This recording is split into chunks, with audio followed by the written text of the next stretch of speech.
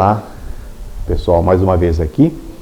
Meu nome é Valmir, para quem não me conhece, Valmir Cardarelli. Eu sou o diretor e professor da Academia Escola de Filosofia Livre, que fica aqui em São Bernardo do Campo.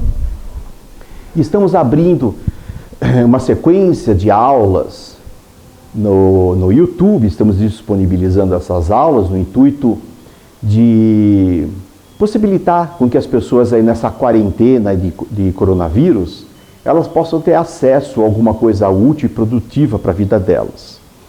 Então, é uma fase também de adaptação nossa e é uma nova realidade, né? Algo que apareceu e, obviamente, as pessoas estavam despreparadas, né?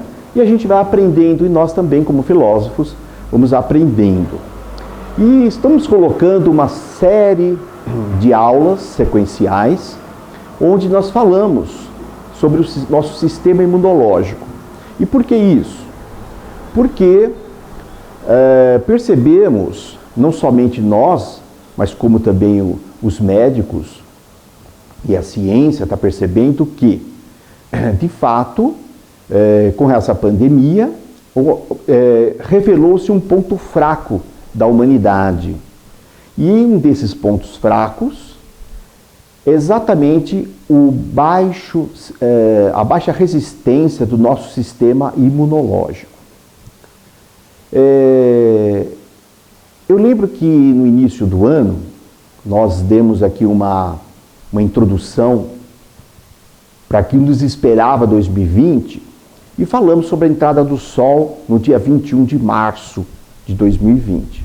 E essa entrada do Sol, eu lembro que eu dizia que o Sol, como astro-rei, como que é aquele que ilumina, ele iluminaria também aquilo que nós precisamos melhorar, né? Essa que é a ideia, né? Eu até fiz uma brincadeira que o Sol simplesmente não traria mais praia, né? Mais momentos de praia, mas ele traz mais momentos de lucidez para conosco mesmo, ou seja, o Sol ele expõe as nossas sombras. Isso é uma ideia muito interessante para nós nos atermos nesse momento difícil que a humanidade está passando, porque o Sol veio nos revelar as nossas debilidades, os nossos pontos fracos. E um dos pontos fracos que ficou aí como uma fratura exposta da humanidade foi exatamente o sistema imunológico. Estamos percebendo que em países como, por exemplo, os Estados Unidos, onde se come muito mal, na verdade, né?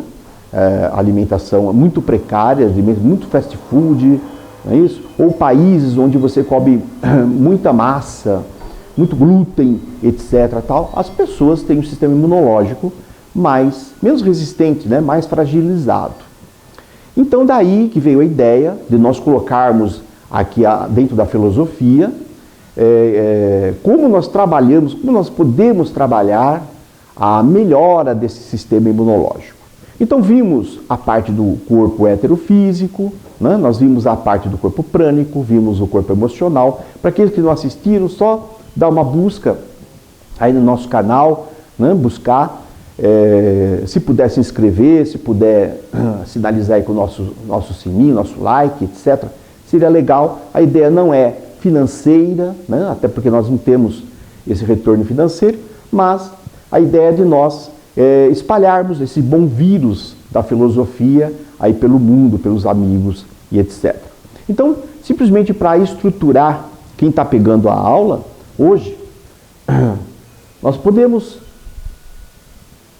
criar uma estrutura humana dividida em 4 partes. Uma parte física, a outra a nossa parte vital, que nós já falamos, a outra a parte emocional e a parte mental. Né? Então, estamos nos atendo a falar por partes, fica mais didático, né, sobre o sistema imunológico. Ou seja, nós ampliamos essa visão do que seja um sistema imunológico, né, ampliado e mais aprofundado, tá ok? E hoje a gente vai falar, então, vai se ater à questão do corpo mental. No entanto, eu recebi algumas questões sobre a última aula do corpo emocional que eu gostaria de esclarecer e até responder, e eu creio que isso vai agregar também, né, até para o próprio corpo mental. Um deles é sobre o medo, né, que tem a ver com a questão emocional. O medo. Como que o medo ele debilita nosso sistema imunológico, né? Eu tenho uma resposta, né, que a gente não é dono da verdade, nem pretende ser o dono da verdade. No entanto, a filosofia ela nos conduz a pensarmos. Aliás, o grande risco, existe um grande risco, né, em você começar a entrar no mundo da filosofia. O risco é você aprender a pensar. Esse é o risco, né, que você corre. Você começa a aprender a pensar. Então, nesse aprendizado de pensamento, a gente pode entrar no caminho da resposta do que, por que o medo, se o medo afeta ou não o nosso sistema imunológico. E eu digo para vocês, afirmo que sim, com certeza, que afeta o nosso sistema imunológico. E por que isso acontece? Vocês já perceberam que é uma coisa interessante, que esse vírus ele não ataca as crianças propriamente ditas, ataca mais as pessoas com mais idade, né? E algumas pessoas aí jovens ainda, mas as crianças parece-me que estão sendo poupadas disso.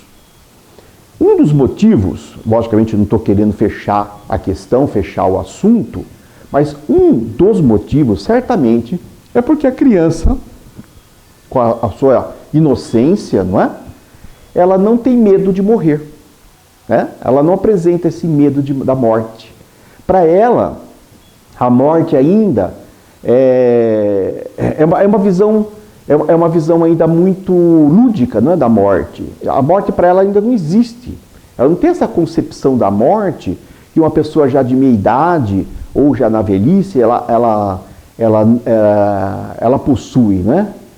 Porque até por conta também de não ter sido educada dentro de uma filosofia, como Platão dizia, né, todas as fases da vida, nós precisamos ser educados. Então você tinha educação para a criança, né, a educação lá para o adolescente, a educação própria para o jovem, a educação própria para a meia-idade, a educação própria para o ancião, né? E essa educação, um dos grandes objetivos dessa educação era exatamente preparar a pessoa para o ciclo de vida, que era a maturidade. E a maturidade, gente, ela trabalha contrário ao medo. Então, o que é maturidade? Maturidade, na etimologia da palavra, vem de maturitas. Maturitas significa, maturitas é você estar maduro, né? Então, vamos supor, se você for ali uma mangueira, né? E ali tem um fruto, que é a manga. Aí você diz, poxa vida, mas eu não vou pegar ainda, porque está verde. Não está maduro, ou seja, não está próprio, né, para o alimento, para que você ingira aquela fruta como alimento. Há um determinado ponto onde ela fica madura, ou seja, ela fica própria para que você se alimente dessa manga.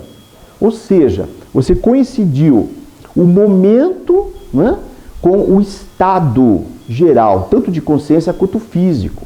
E é exatamente isso que está faltando na nossa sociedade.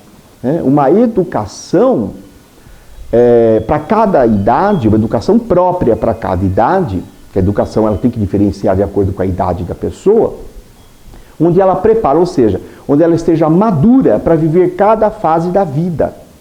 Então, essa história de você estar, a fase onde eu estou maduro, não, quando você está maduro, não é uma fase que você está velho, que você está idoso, não é isso. A fase onde você está maduro é a fase que você está vivendo hoje. Não importa se você tem 15 anos, não importa se você tem 25, 35 ou 75 anos. O importante é que você esteja maduro para aquele momento da vida, ou seja, você esteja pronto, preparado para absorver os ensinamentos, absorver as experiências, né, daquele momento da tua vida. Daí, então, nós temos a maturidade de uma criança, nós temos a maturidade de um jovem, a maturidade de um adolescente, a maturidade de uma pessoa de meia idade e assim por diante, né? E essa maturidade bem vivida, ou seja, quando nós vivemos as nossas etapas corretamente, nós vivemos cada etapa da vida com preenchimento, nós vivemos plenamente essa etapa, ou seja, nós não projetamos nem para o futuro e nem para o passado, vivemos aquele momento, nós vivemos com maturidade, nós acabamos trabalhando muito essa questão emocional do medo. Né? Por quê? Porque depois da juventude nós começamos a encarar a vida e a morte de uma maneira muito diferente. Então, nosso medo da morte, ele advém da nossa própria inconsciência do que seja a vida. E por não termos vivido com maturidade cada momento da vida, desde quando nós nascemos. Então daí que hoje, né, se apresenta um quadro de debilidade emocional muito grande na sociedade como um todo, e o medo sempre está presente. Tanto é verdade que o medo, ele acaba sendo o motor da maioria das coisas que nós fazemos. Vou dar um exemplo. Porque para mim só existem dois motores, o medo ou o amor. Então vamos lá, um exemplo. A pessoa trabalha. Ela trabalha. Ela não sabe direito o que trabalha. Ela acha que trabalha para ganhar dinheiro. Mas ela trabalha com medo de perder o emprego. Chega no horário e sai no horário, por medo de tomar uma advertência, por medo de perder o emprego por justa causa, e medo de uma punição, medo de ser descontado o salário. Ou seja, o motor, muitas vezes, gente, na maioria das vezes, é o medo e não é o amor. Quando o motor é o amor, ela vai trabalhar para dar o melhor dela para a sociedade, para contribuir com o melhor dela para o todo. Ou seja, são duas coisas absolutamente diferentes. O primeiro motor é o medo, o segundo motor é o amor. Então, no fundo, gente, a maioria das pessoas hoje, elas vivem e agem, tomam suas decisões mais pelo medo. O medo dentro do campo emocional, ele cria o medo, por exemplo, de você ser rejeitado por alguém. Medo de não ser amado. Medo de não ser compreendido. Né? O medo da solidão, que nós vamos falar também na questão mental, porque nós já entramos na questão mental também. É o fio de navalha que divide a questão emocional da questão mental. Né? Então a questão mental, o medo também vai entrar na questão mental. Então não fosse essa pergunta, eu ia acabar falando do medo também na questão mental. E eu percebo hoje que as pessoas têm muito medo de tudo, e têm medo inclusive de morrer. Né? E daí que o que nós assistimos, por exemplo, na televisão, a forma que nós encaramos essa questão da pandemia ou qualquer outro tipo de doença, isso tem uma influência direta no nosso sistema imunológico. Porque quando a pessoa tem medo, o medo ele afeta toda a nossa estrutura, desde as estruturas mais sutis até as estruturas mais densas, que é o corpo físico. Então os gregos, eles tinham uma frase que diziam assim, mens sanare in corpore sanare, ou seja, quando a mente está sã, o corpo está são. Quando a mente está saudável, né, o corpo está saudável. Agora, quando a mente está doente, aí então o corpo também acompanha, ou seja, o corpo também vai estar doente.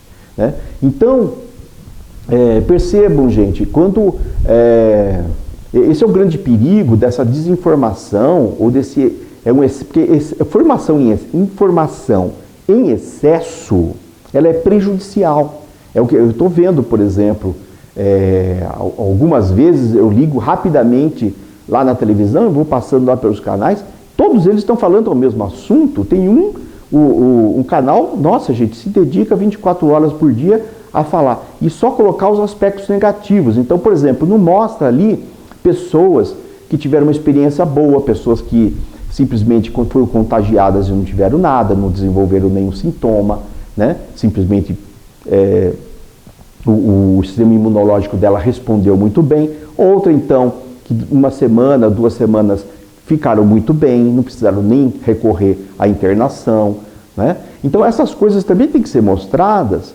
porque senão você cria uma forma mental negativa.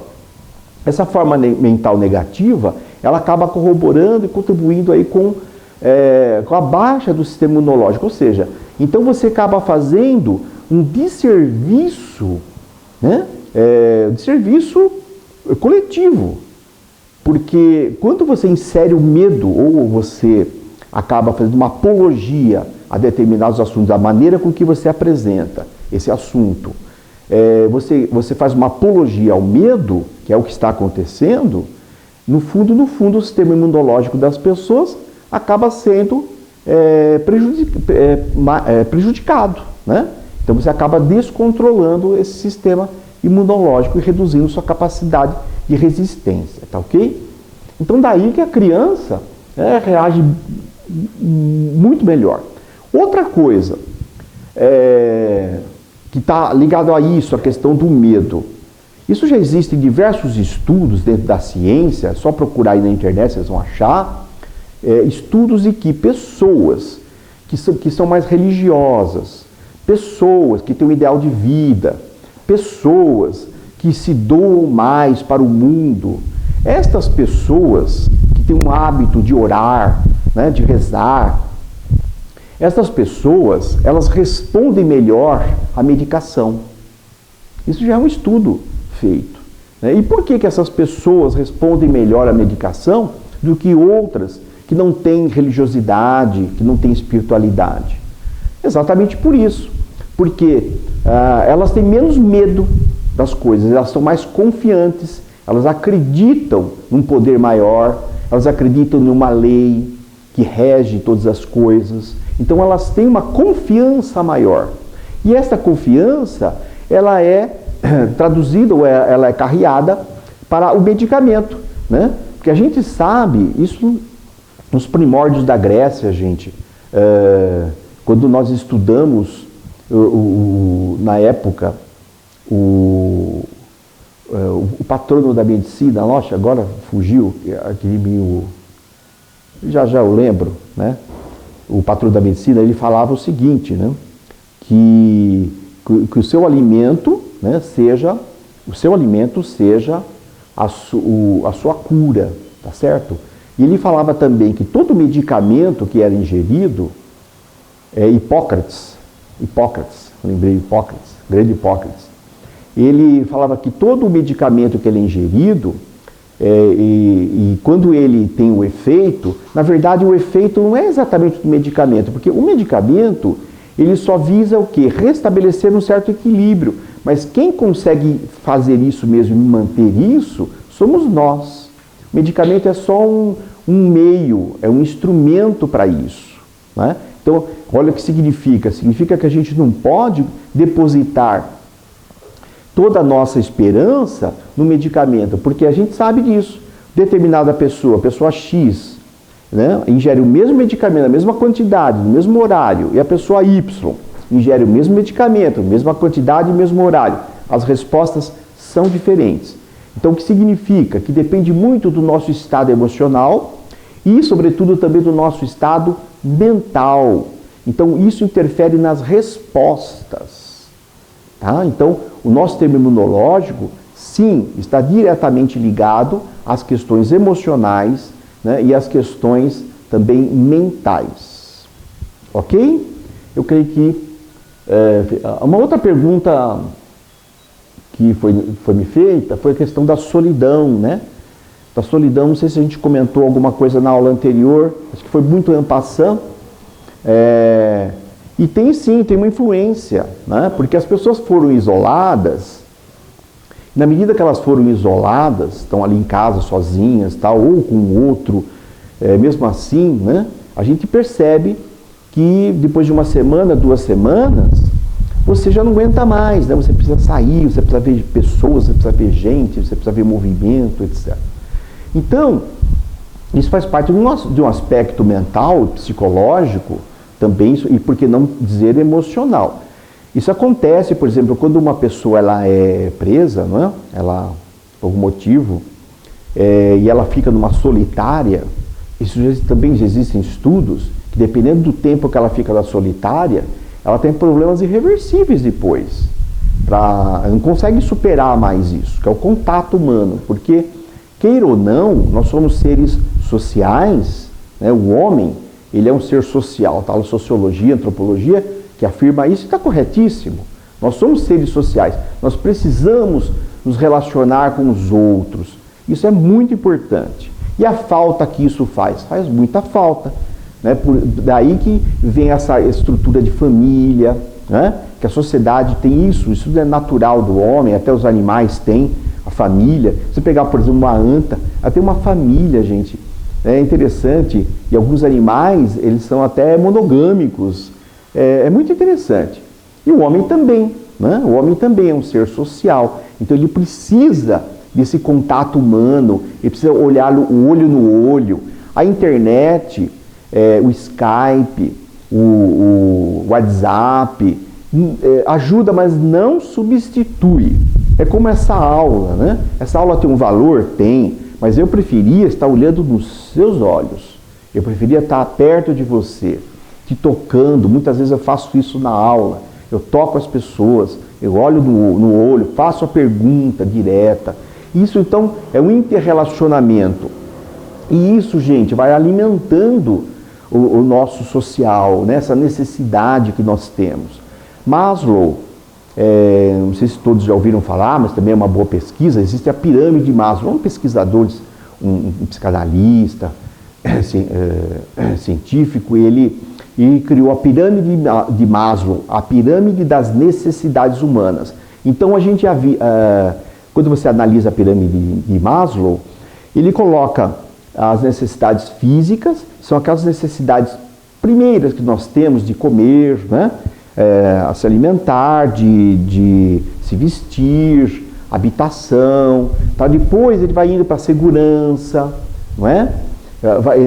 Vai se utilizando essas necessidades, até a necessidade de você se doar, se sentir pleno, né? Então, nós não podemos afastar isso do homem. E quando nós isolamos as pessoas, principalmente no atual estágio que vive a humanidade, onde as pessoas pouco trabalham essas questões espirituais, emocionais e mentais, né? Porque nós vivemos no mundo mais do ter do que do fazer e do ser. Aliás, né? Eu posso até fazer aqui quase que uma brincadeira, mas uma brincadeira séria, que nós tínhamos lá o homem de Neandertal, né? Nós tínhamos o Homo sapiens na evolução que a ciência observa do homem, e nós estamos hoje no Homo consumos, né? Não o Homo sapiens, mas o Homo consumos.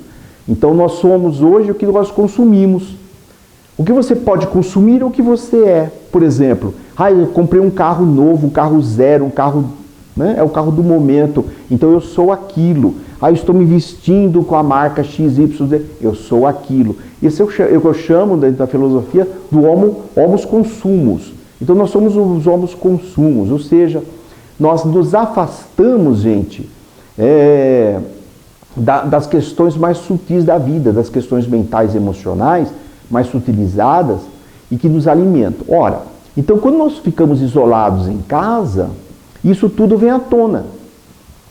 Porque nós temos uma incapacidade muito grande de conviver conosco. Pode observar isso. A pessoa chega em casa, a primeira coisa que ela faz, liga o rádio, liga a televisão, liga a internet e tal. Ela está fazendo coisa, aquele barulho, ela precisa do barulho. Ela precisa de alguém falando, duas TVs ligadas. Eu já vi isso. Isso significa o quê? Isso revela uma incapacidade que nós temos de conviver conosco. É isso mesmo. E isso acaba se mostrando mais quando você se isola. Porque quando você está no shopping, você está num grupo de amigos tomando cerveja, todo mundo grita, tal, não importa o que as pessoas falam, porque nós estamos vivendo num mundo superficial. As pessoas estão gritando, estão falando, e você também está gritando, falando. Aparentemente, você está vivendo a sociedade, você está interrelacionando com as pessoas, e na verdade não está. Então a nossa mente, esse corpo mental, ele se acostuma com essas questões. Ele se acostuma e aí ele empobrece a qualidade da convivência. Ele empobrece. E isso está acontecendo também, né? Então, por daí que a gente cria a questão da solidão profunda. A pessoa fica solitária, quando na verdade uma pessoa bem equilibrada, que viveu todos os aspectos da vida com maturidade, ela não é solitária. Ela pode até viver só, aparentemente, né? Aparentemente ela pode até viver só, mas ela não está só. Ela está sempre preenchida. Então, esse é o momento onde ela observa, por exemplo, que todas as coisas que ali que a rodeiam, todas essas coisas, no fundo, são vivas. E ela também aprende a se interrelacionar com os animais, se interrelacionar com as plantas, se interrelacionar com os objetos, porque ela percebe que a vida está em tudo. Isso é uma plenitude, isso é um preenchimento. E esse é o momento onde a pessoa percebe que ela é uma boa companhia para ela mesma, né? Então, essa lutar, por exemplo, que um dia você leve você para jantar, você se leve para ir no cinema, você se leve para ir num culto, e você se leve. Ah, mas eu estou sozinho. Olha, gente, um homem com Deus é maioria. Viu? Um homem com Deus é um homem preenchido, ele é maioria, ele é inteiro. Então ele não precisa necessariamente do outro como essa dependência. Nós precisamos do outro, claro, por sermos seres sociais, para nos interrelacionarmos, que estamos fazendo, né? Estamos aqui numa aula, um dá, outro recebe, depois o outro dá, outro recebe. Isso é uma inter-relação, não uma dependência. Acontece que a nossa imaturidade, ela nos conduz a uma dependência da presença do outro, uma dependência de que o outro nos aceite, uma dependência da presença do outro. Isso está errado. Isso, na verdade, é sintoma já de uma pessoa mentalmente, emocionalmente débil, né? Fragilizada. Tá ok? Muito bem. Então, temos aqui uma estrutura onde colocamos aqui numa hierarquia que o mental ele é o mais importante, porque o mental é o que discerne, o mental é o que define todas as coisas. Vocês me avisam? Tá, ok. Me avisa quando der 40 minutos, ok? Tá, a gente está focando aqui para não passar de 40 minutos a nossa aula, e eu vou dividir essa aula em duas partes, tá ok? Porque aí fica mais fácil a assimilação.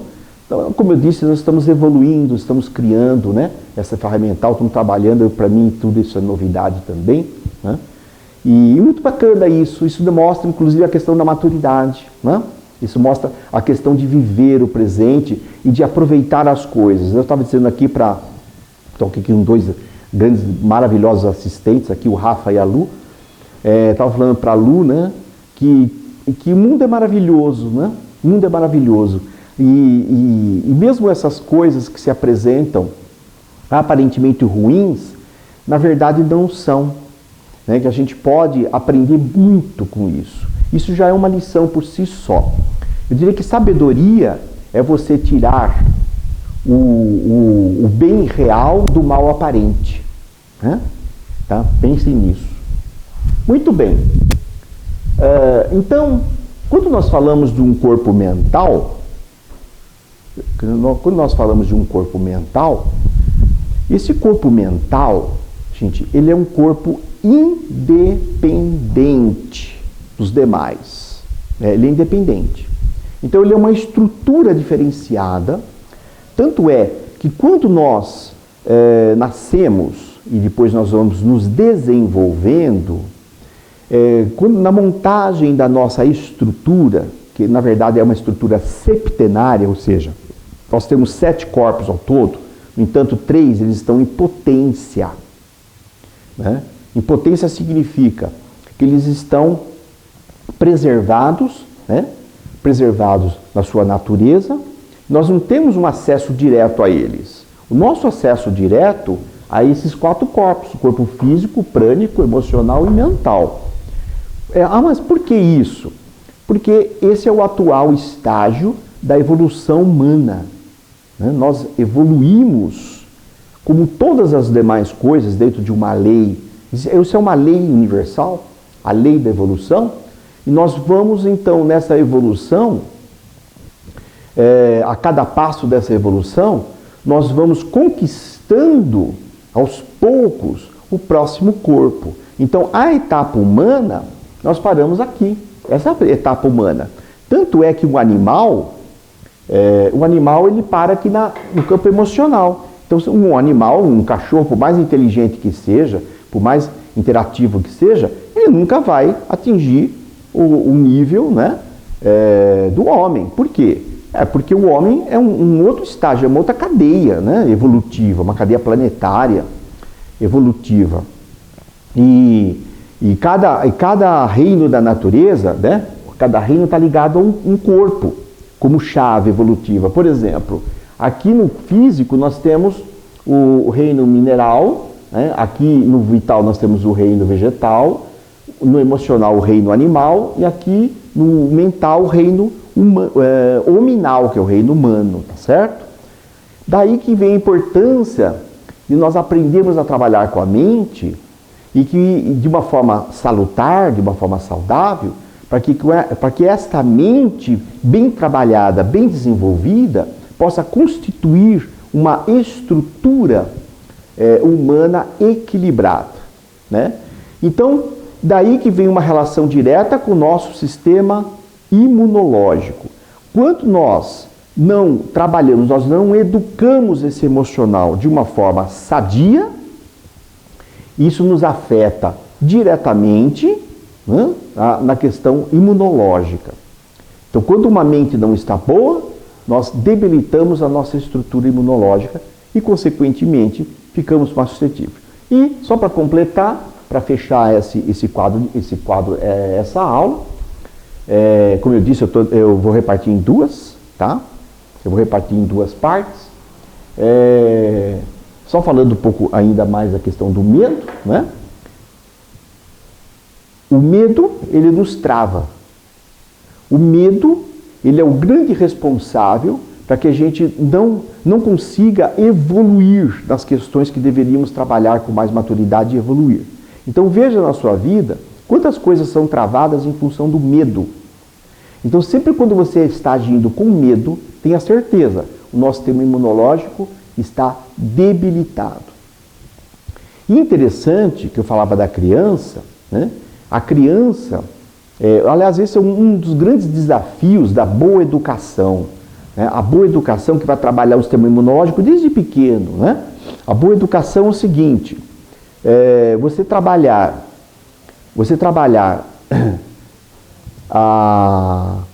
as questões primárias de cada idade, de maneira com que a pessoa bem resolvida, ela não tenha medo em nenhuma dessas idades.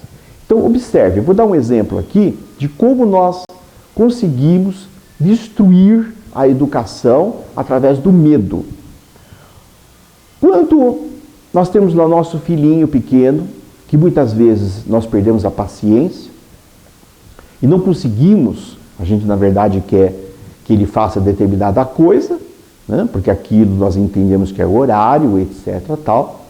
Ao invés de trabalhar isso de uma forma salutar, equilibrada, né? Trabalhar a paciência, tal, muitas vezes nós fazemos chantagens, né? Nós manipulamos o nosso filho com medo. Né? Então um exemplo é o seguinte, o bicho-papão, né? O homem do saco preto, etc. Então a criança está ali, olha, você tem que dormir. Por quê? Porque senão um bicho, um monstro vai te pegar.